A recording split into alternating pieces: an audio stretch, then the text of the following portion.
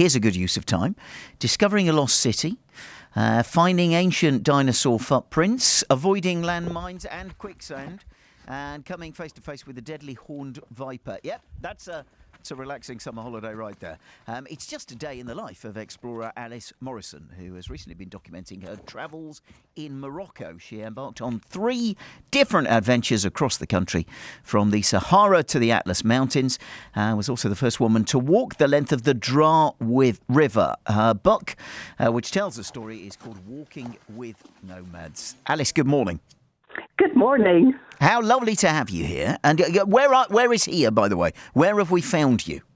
Well, normally you would find me in the heart of the Atlas Mountains, but I'm actually back in Edinburgh for my parents' 60th wedding anniversary. Oh, how lovely. Well, wish them all the best from us. And Thank you. and I love your mum is so straight talking. The first thing in the book is your mum telling you to put your money where your mouth is when you came up with adventurer as your job title.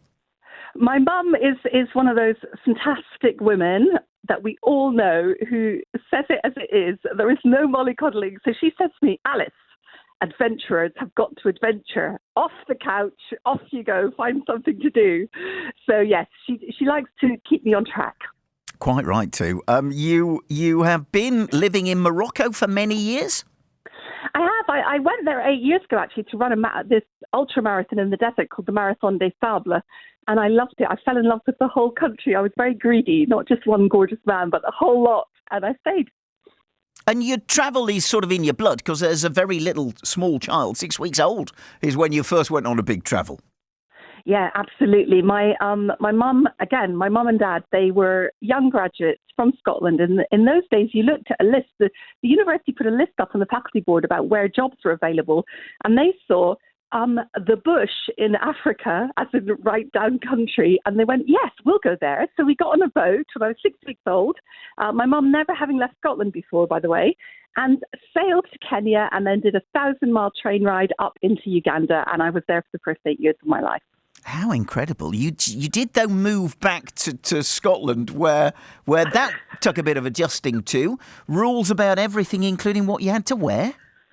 Well, yes, I moved back to boarding school in Edinburgh, and anyone who's knows Edinburgh, I don't know if you've heard of Morningside, but it's quite posh. And yes, I went to a girls' boarding school, and we had to wear 2 pairs of knickers, which was really weird. Okay. At the same time. Yes, yeah. But actually it's very, very cold in Edinburgh. We had no central heating in the school.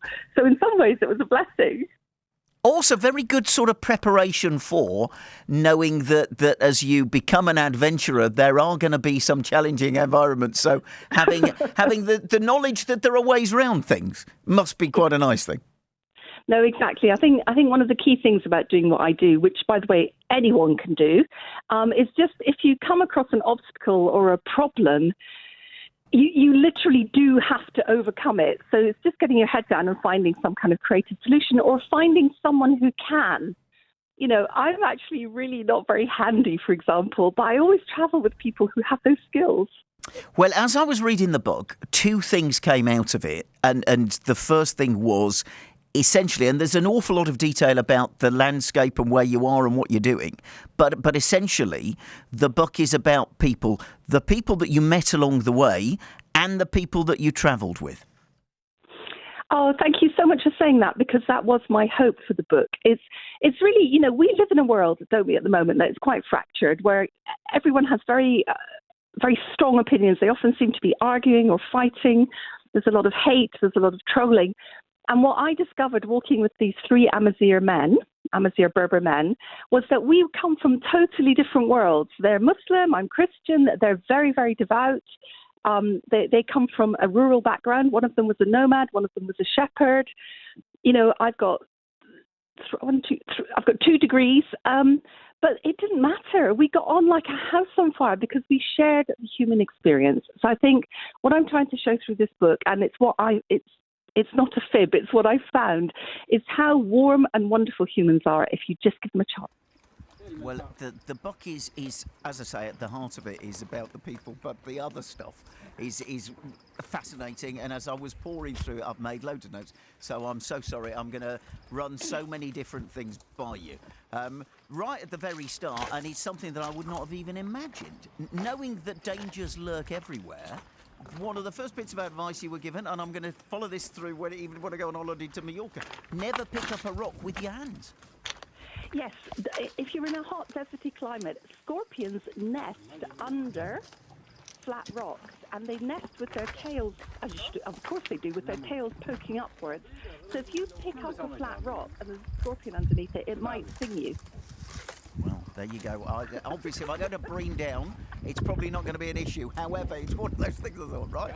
Always kick a rock with your foot before you pick it up. That's the first thing you got to do. As I was reading through the book, there seems to be way more in the desert than I imagined that there would be, because you talk about occasional sightings of beautiful plants and flowers and creatures galore. Yes, it's really interesting in the desert. At first, when you get there, and in fact, for the first 2 weeks, it was actually very, very barren. But when you kind of get acclimatized to it, you start noticing every detail.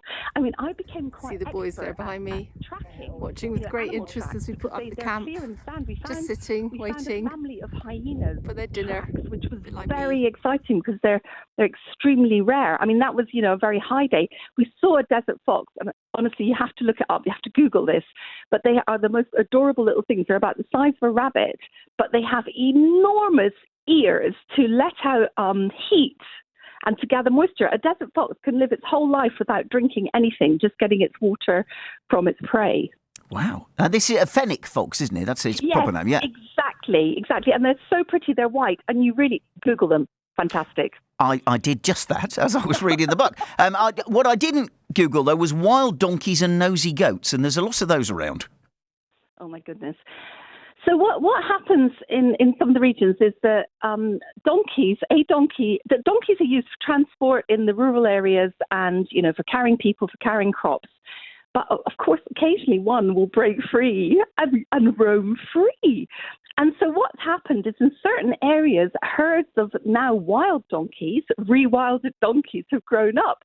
And, I mean, it was fantastic because we'd be walking along and suddenly you'd look over the horizon, there'd be a pair of long ears turned towards you. And this was obviously the leader of the group. And, of course, the minute we approached, we have 6 camels as well, including Hamish, they would flee for the hills. But, yes, donkeys were a big feature. And the nomads in that region herd goats. And goats, as you know, are very, very nosy. And I have come back before now to my tent and found one sitting inside it. Obviously, it's not depending on what it's eating, of course, but there are so many stories about goats as well that you go, there's like a rescue goat, there was a baby goat that sort of, you think, what's going to happen next as I was reading the book. But mice are a big thing, and I didn't even know that there was such a thing as desert mice. I've never seen them. I like mice, but they've got the addition of a very long tail with a big pom-pom on the end. So actually, when you see their tracks, you see the tracks of their little feet, and then you see nothing, and then you see like a trail behind them, which is their tail. So that's quite fun. Yeah, one night, there was a terrible scream from the tent, the men's tent. They all slept in together, the 3 of them, in the Giton. There was a terrible, terrible scream, which shocked us greatly. And Lou, who was our oldest member, himself, if you've ever seen somebody slapping out a spark, a little flame, slapping his legs all over his bottom and his front and his legs. And the next thing we found out exactly what happened. A little monkey was talking, a little mouse had gone up his Nestled is such a sweet word for what happened. Well, we can all imagine the horror that ensued. Let's talk about the things you found along the way, because everywhere you went, you would describe the clues about the past of the area, whether it be the pots or the fossils or the bones that you came across. Yeah, I mean, Morocco is an absolute treasure trove, and as indeed is the UK, actually, as indeed is Somerset for that matter, of the past being very, very much present. And we would find traces of human life everywhere, to the extent of, we actually came across a graveyard at one point, and what happened was the Dra River was dammed at the top end, which meant that the effluvial flow, so the kind of annual flooding, no longer happens. So some areas have been deserted now, but we found this really old it wasn't a graveyard. Well, it was a graveyard, but the wind had uncovered all the bones, and we were about to step on them, and then Brahim, who's our leader, went, "Stop!" And we spent the next 3 hours in the boiling hot sun, having already walked 6 hours, actually trying to bury all the bones in as approximate an Islamic way as we could, with a headstone at the head and a headstone where we think the feet might have been, because they were quite scattered. And we didn't stop until we'd covered all of them out of respect. But that was the kind of thing we found along the way. And we found in one camp, it doesn't sound thrilling, but it's so thrilling when this happens. We camp in a bivouac with like one amrad tree, which is a thorn tree. Those thorn trees of Africa that you see, so the camels have got something to eat. And, we put the tents up, we have lunch, and then we're wandering around camp, and we start finding Stone Age tools. And we're in the middle of the sand. There's literally no way these could have just been, rocks that had gone down with the weather, had eroded. They were tools, and we used one of the knives to cut twine with, so they still work. And that thought of, my tent is in a place where people who used to use Stone Age tools have been before me. It's very thrilling. Well, how lovely as well that you were using the tools that someone's had done the same thing with all those years ago. Amazing. You also found what you thought was an ancient spaceship. Yes, we did. This was terribly exciting, because the thing is, when you're doing this kind of exploring, and I really would recommend anyone, going out and looking around them carefully, because everywhere you are, you're going to find stuff. That is for sure. You just have to really open your eyes and also, let that mind roam free. But we'd heard about these structures on the top of like a cliff, a high hill in the desert. So it was overlooking a very, very flat plain, the plain of the Dra River. So we climbed up to the top, and what we found were these extraordinary stone structures on the ground, perfectly symmetrical. We paced it out. There were about each wing, because there were two wings and a kind of a central cockpit, I guess, and each wing was about 250 meters long. So they were absolutely ginormous, pointed directly west, absolutely perfectly. We had compasses. The people who built these didn't. And we found out later they were actually funerary pyres. But my goodness, I swear to you, if you've seen any Star Trek film, you're like, wow, that looks like a fighter spaceship to me. And you stand up there and you dream, and you think, I wonder if the people of old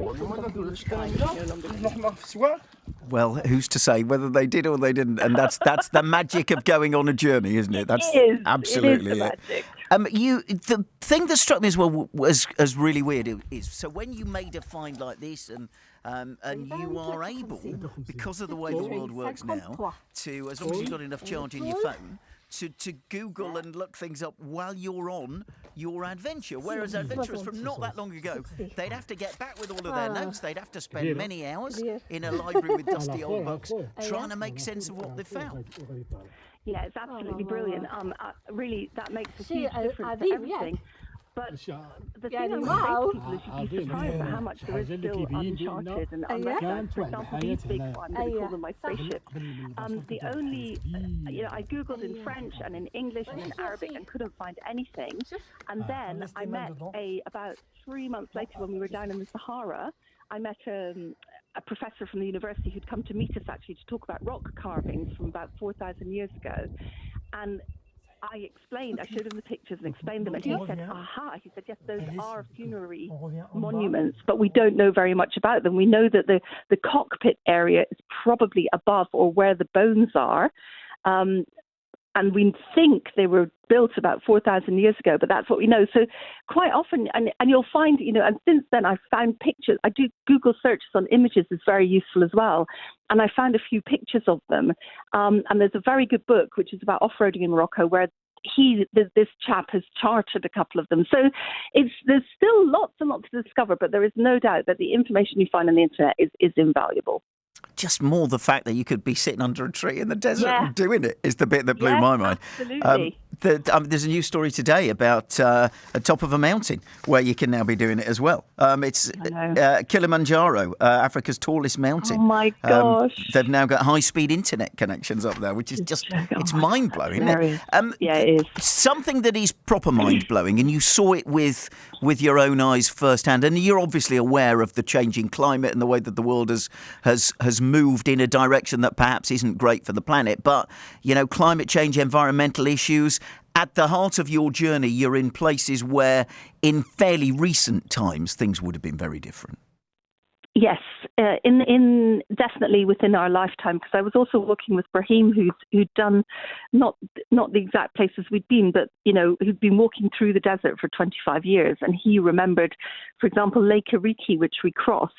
He had seen that when it was a lake, when there were times of the year when it was actually, the clues in the title, a 25-kilometre long lake, and we walked across a 25-kilometre long sea of sand.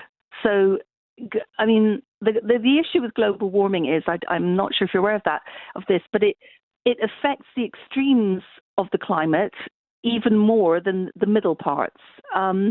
So the desert is getting substantially hotter. And you can imagine, in the summer in the Sahara, it's 51 degrees, and the ground, the sand reaches 70 degrees quite regularly.